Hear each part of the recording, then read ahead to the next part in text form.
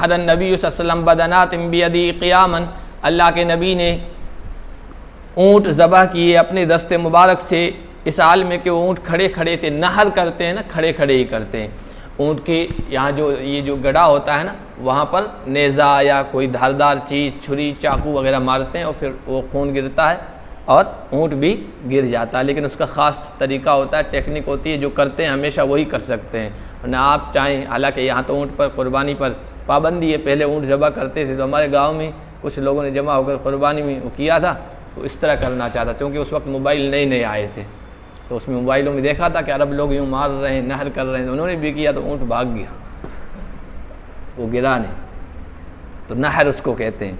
अल्लाह के नबी सल्लल्लाहु अलैहि वसल्लम ने हज्जतुल वदा में 100 ऊँटों की कुर्बानी पेश की है।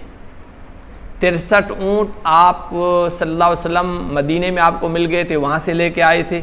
बाकी 37 ऊँट हज़रत अली रज़ी अल्लाह ताला अन्हु जो यमन में थे वहाँ से लेके आए थे। ये 100 ऊँट आपने कुर्बान किए हैं, और इस वजह से इतनी ज़्यादा कुर्बानियाँ की है कि आपके साथ जो बड़ी तादाद थी, तकरीबन 1.25 लाख सहाबा, उनमें अक्सर गरीब लोग थे, मोहताज थे, तो सबको गोश्त मिल जाए, उन तक पहुँच जाए, इस वजह से आपने 100 ऊँट कुर्बान किए हैं।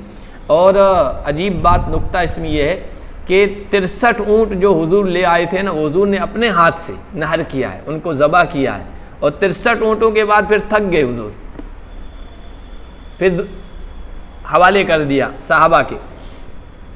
तो इससे उलमाए किराम ने ये इशारा निकाला कि आप सल्लल्लाहु अलैहि वसल्लम की उम्र 63 साल होगी।